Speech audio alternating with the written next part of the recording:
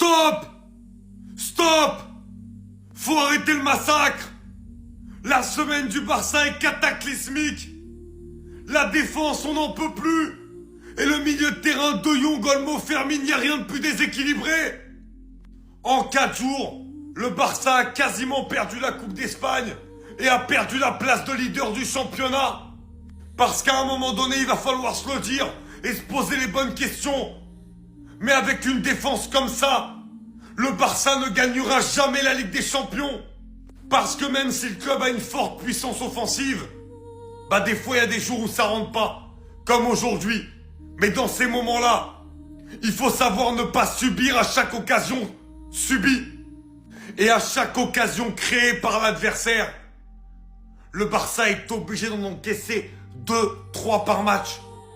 Et c'est pas possible que contre les 16e, 17e, 18e du championnat, qu'en 2 passes, tu te fasses mystifier une défense. Le Barça allait beaucoup mieux sur le mois de janvier.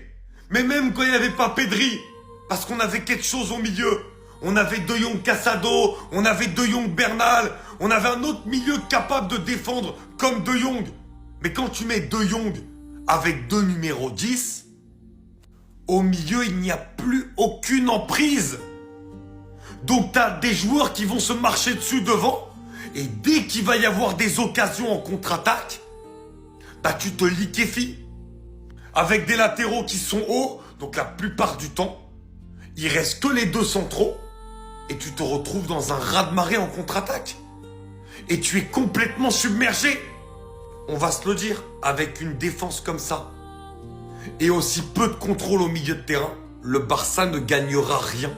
Il faut très vite le retour de Pedri, et surtout une amélioration de la défense, parce que ça va pas du tout dans ces conditions-là. Vous voyez, c'est ça qui me fait peur avec cette défaite contre l'Atlético. C'est pas juste de peut-être se faire éliminer de la Copa. C'est que juste derrière, il y a un monde où même la Liga, on pourrait la perdre, les frères. Parce que on savait, je vous l'avais dit même avant le match, les gars. On le sait très bien.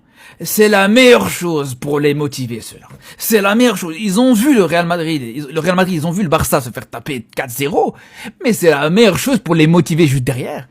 C'est la meilleure chose pour que juste derrière, ils te sortent le match de leur vie. Et on l'a vu, les gars. Et moi, c'est ça qui m'inquiète, là. Parce qu'on peut le dire, d'un côté, t'as un Real Madrid qui est surmotivé, un Real Madrid qui a été vraiment reboosté par cette grosse défaite du Barça. Juste derrière, ils ont su gagner, ils ont su mettre 4 buts. Donc dans quel état d'esprit le Barça sera lundi? Moi, c'est ça qui m'inquiète, les gars. En plus, contre Gérone, une équipe qui souvent nous réussit très mal.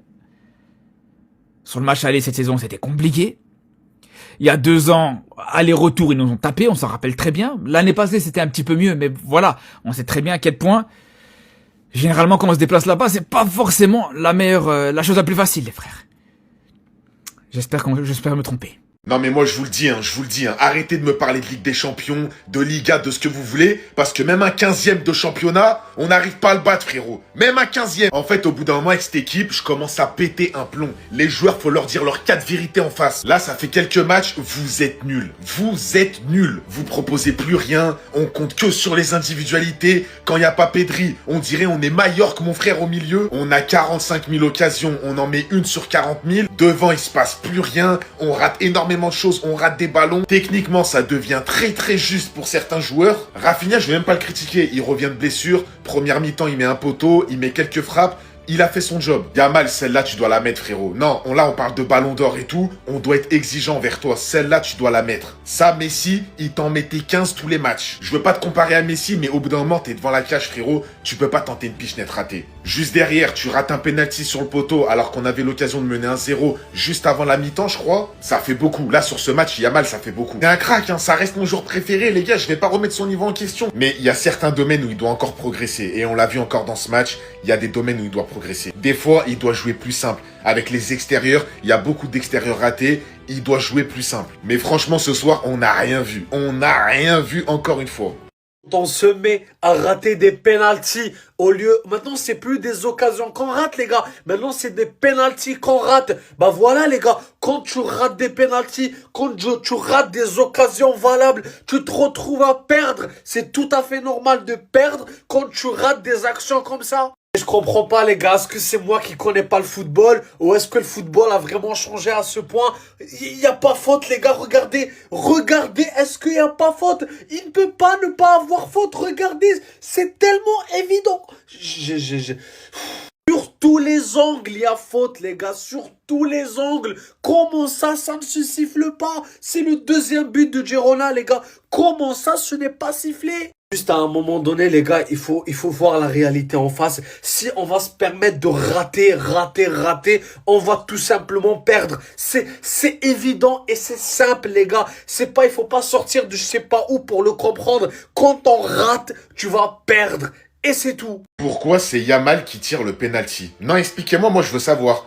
Pourquoi c'est Yamal qui tire le penalty? Normalement, c'est Rafinha. Je suis désolé, normalement, c'est Rafinha qui doit le tirer. Bon, vous allez tous me dire, ouais, il l'aurait mis, t'aurais dit quoi? J'aurais dit bravo, mais c'est pas une raison. Résultat, il a raté. Juste avant, il rate ça devant la cage. Il a voulu faire une pichenette, malheureusement, il l'a raté. Bon, l'autre aussi, il aurait pu la mettre, hein. Je dis pas le contraire. Yamal, ça reste un excellent joueur. Je suis pas là pour le rabaisser, c'est mon joueur préféré. Mais je suis désolé, au FC Barcelone, ce n'est pas Lamine Yamal qui doit tirer les pénaltys. Là, aujourd'hui, on perd le match. Voilà, à cause des erreurs comme ça. Rafinha l'aurait tiré, je suis sûr à 100% qu'il l'aurait mis. Et là, je vous dis la vérité, j'ai trop la haine. J'ai trop la haine ce soir. On perd contre un 15e du championnat. On a fait une prestation, mais piteuse.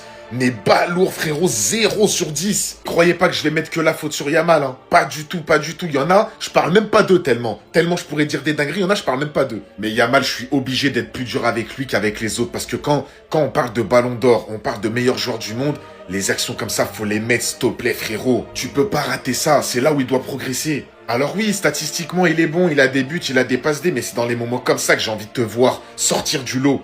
Alors là, ce qu'on vient de voir n'est pas normal. Ce que Juan Garcia a fait aujourd'hui n'est pas normal. Et avant même de parler de lui, est-ce qu'on peut parler de Lamine Yamal qui a rendu fou aujourd'hui Hansi Flick? Là, c'était clairement la définition de c'était pas son jour. Tellement le frérot a raté des occasions aujourd'hui, même Hansi Flick ne sait pas regarder son penalty. À son niveau, comment c'est possible de rater ce genre d'occasion? Un contre un face au gardien, au lieu de placer le ballon, non. Il cherche à lober alors qu'il n'a pas les capacités de lob. Une autre situation où il avait l'occasion de marquer, il l'a mal géré. Finalement, Daniel Olmo obtient un penalty. Tout le monde s'attend à ce que Rafinha récupère le ballon. Non, Lamine Yamal le prend encore. Alors qu'il n'est pas dans un grand jour, c'est ça, moi je comprends pas. Il prend le penalty et il le rate. Et ce qui m'a le plus choqué dans tout ça aujourd'hui, encore une fois, c'est la défense du FC Barcelone. Ça, c'est quelle manière de défendre ça? Vous même regardez le placement. C'était en première mi-temps, dès le début du match, ils étaient déjà désordonnés. Le pressing dans lequel ils étaient forts la saison dernière, c'est devenu leur point faible. Étant donné que c'est à cause de ça que la défense se fait toujours avoir, le milieu ne presse pas, Deschamps ne sert à rien. En fait, j'ai comme l'impression que sans Pedri, ce milieu-là n'est pas efficace. Le pressing est très mal exécuté, ce qui fait que Girona ressort beaucoup trop facilement. Heureusement pour le Barça aujourd'hui que Girona ratait énormément. Et malgré tous ces ratés, ça n'a pas empêché Girona d'aller chercher la victoire. Après le magnifique but de la tête de Cubarsí, Girona a très vite égalisé. Une grosse passivité encore une fois de la défense du FC Barcelone. Regardez Gérard Martin, il laisse tout seul le buteur. Jules Koundé, j'en parle même pas. Et le Jules Koundé même est aussi fautif sur le deuxième but encaissé par le Barça. Le gars il s'est couché très tôt sur l'action. Malheureusement cette fois-ci, Juan Garcia ne pouvait rien faire. Lui qui a été monstrueux durant tout le match, le nombre d'arrêts de taré qu'il a sorti aujourd'hui. Regardez-moi ça. Ça j'en parle même pas. Carrément à un moment le gars il a fait un double arrêt. Maintenant la bonne nouvelle est que le Real Madrid est désormais premier de Liga.